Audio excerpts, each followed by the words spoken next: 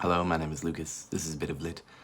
And I want to talk about The Legend of Sleepy Hollow by Washington Irving, which is a lovely short story. I've only read two pieces by Washington Irving, both short stories, this one and I think it's called The German Student. I made a video about it. I'll leave a link in the description if you are interested in that. He's a fantastic writer as far as I can tell.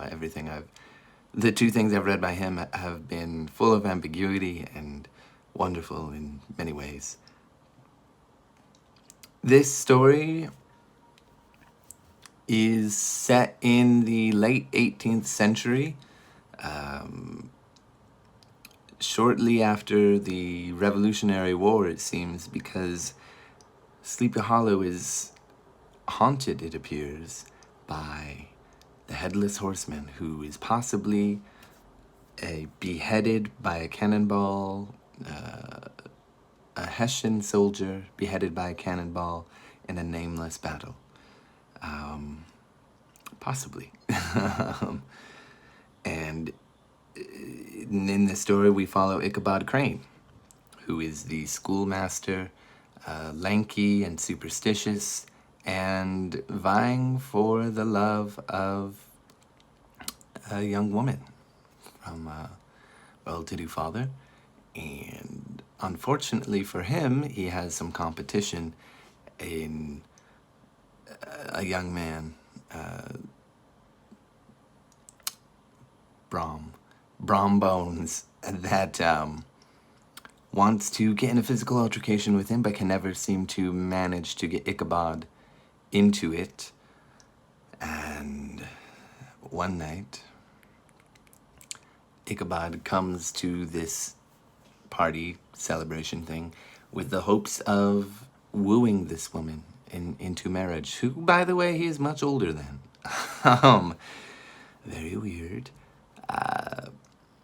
And, throughout this story, the young man is playing all kinds of tricks on Ichabod because he is superstitious. He believes he has a book of Cotton Mather's and the Salem witch trials, and he believes in these kind of things. And one night, he goes to parties, dancing, celebrating. He, unfortunately for him, cannot get the level of commitment that he is looking for. So he has to walk home, and he goes through all these well-known sort of haunted places that people speak of, and his mind runs wild.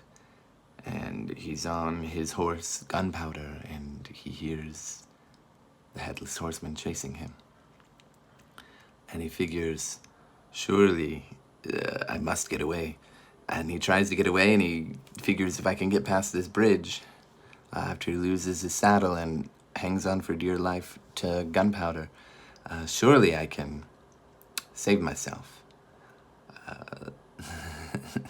But the Headless Horseman throws a missile at him, and he tries to duck out of the way, but it hits him, and he's never to be seen again. People go searching for the schoolmaster, and they can find no trace of him except his hat. They find the trampled saddle. They find marks, hoof marks in the road that he was on, and they can see that he was running away from something. They don't know what, but they can't find anything else except a smashed up pumpkin and his hat and these marks and the saddle.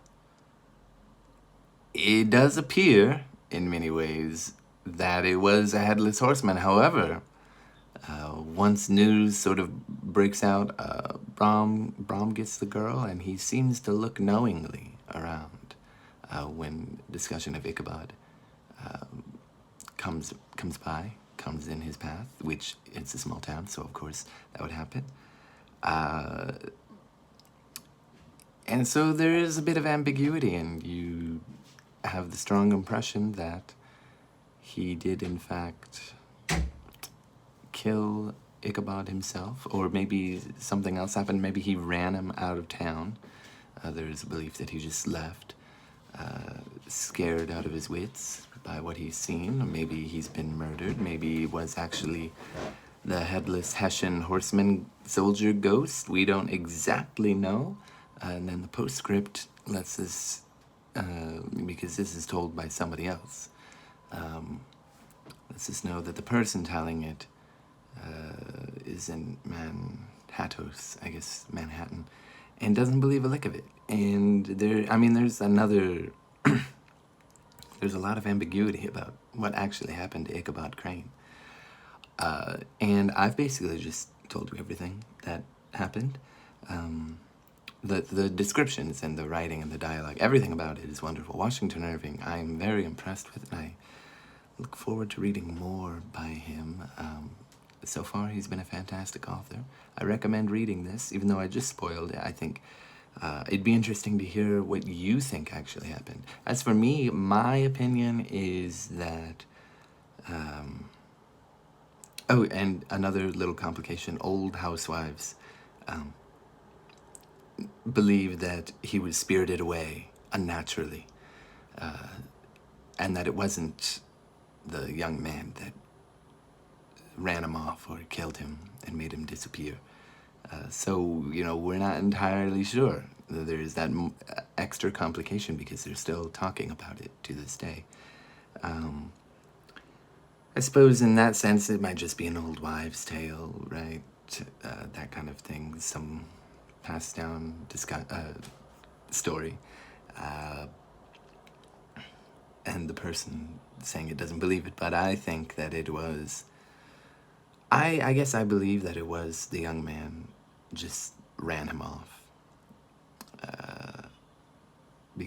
And I don't think he was killed, because I think as soon as he fell off the horse, he just booked it and ran away, and that's how I feel. The thing that is interesting and makes me think that it was Brom all along is that the horseman has shown up recently. It says that a couple times.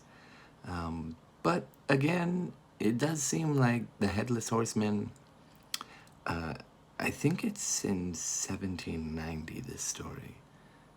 So the Revolutionary War would have been at least a decade before. 14 years, and before and after and whatever.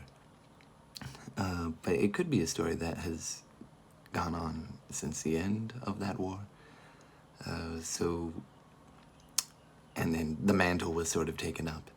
It might have just been a superstition and then become a real threat. I'm not entirely sure.